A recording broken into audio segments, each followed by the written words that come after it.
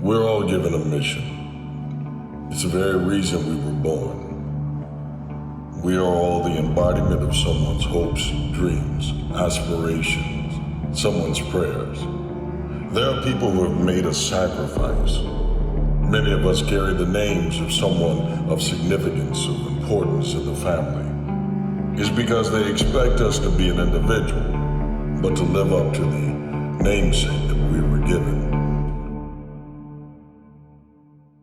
Be impactful, to be important, to carry on a legacy, to leave some kind of imprint on earth that is proof that you were here, that their sacrifice was not in vain, that everything that was given to you was for your development. Whatever it is that you are called to do, you have an obligation and a responsibility to give your all. To give your all means to give absolutely everything you have. To wring out the cloth of life until there's not a drip left of what you could have been. You know what crazy means? Crazy means that you have the ability to see things that other people can't. That's what crazy means. And if you're not crazy, you're never going to succeed at anything in life. Everybody has got to be a little bit off. Anybody that's done something successful, anybody that's done something great, they don't think like anybody else. People give themselves an excuse all the time when they say he's built different. Well, if you mean he gets up earlier, he stays later, he does stuff for others, he asks questions, he's humble, he works really hard when no one's around, then yeah, he's built different. You wake up earlier than people, you stay later than people, you ask questions, you be a good person, you care about others, you stay humble, you work harder than anyone when no one's there. I guarantee someone that feels bad about themselves soon will label you as he's built different. He's built different should be your label because people feel bad about themselves.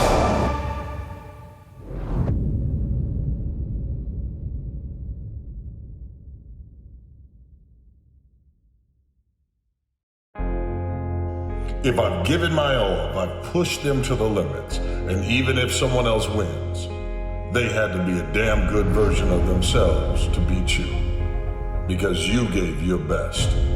But whatever it is that you've lost in, it wasn't really a loss, it was a learning place. It was an opportunity for you to develop something better about yourself, to taste defeat.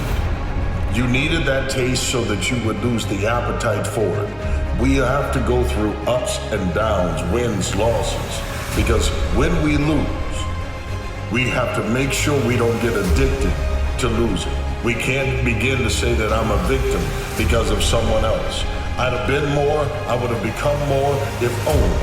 There is no if only when you're the one and only person responsible for your greatness.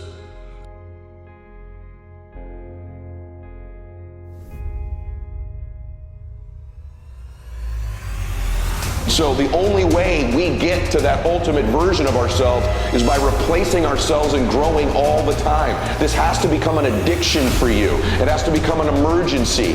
For too many of us, we like to grow. And every time you don't make it an emergency, it's not a crisis. You're not in a hurry. It's almost like if I don't do this, I will die. You never get there. And the truth is, whether you know it or not, you are either growing or you are dying. And so you are dying if you're not growing.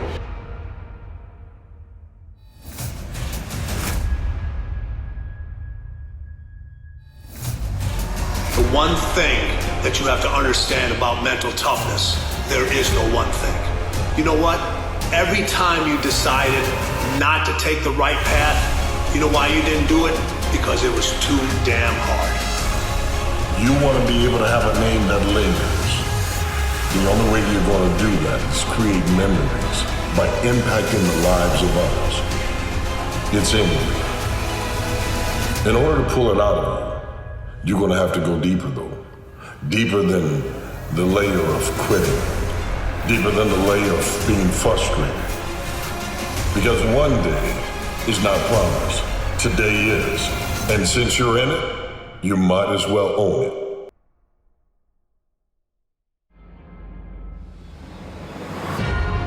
That's why people don't take the right path. That's why you ask, what's the one thing? Boy, don't we wish it was that simple. There's no one rule to success. There's no one rule to winning. Those rules are endless. Mental toughness is a continuing battle of what's going on in your head. There's a mental war that goes on in here that you must fight every single day. We all fall down in life. The question is, who gets back up? You go after and you give it all you have. If you lose, at least you tried, man. I failed. It's 10 times more of a man than someone said, what if? Because what if never went to the arena. When you guys find a fear, that fear will either create you or destroy you. I love fear, and the reason why, behind every fear is a person you want to be. Fear is self-imposed, meaning it doesn't exist. You create it, you can destroy it too. It's an intangible. You can't always acquire the things you want. You can't always just go get the car or the house or the relationship you'd want. But you are in control of acquiring the next version of you. And that requires being uncomfortable. That requires growth. The mind has to be stronger than the feelings, because that's what the dark side requires you to do. That's what winning requires. It requires you to make decisions, not suggestions. And when you make decisions, you have to answer the hard questions. These days, people aren't willing to make decisions. They want others to make decisions for them, because when others make decisions for you, you always have an out. You can blame that person. Caught the about seize the day. You own the day. Why not take an ownership of it? Take the title deed of life and make it your own. Let people know that there is something unique about you that will ring long after the days that you have taken your last breath. Invest in relationships. Allow yourself to heal. Forgive yourself for the mistakes you made when you were in your survival mode, because you've grown from them. You've learned, and now you're the best version of yourself.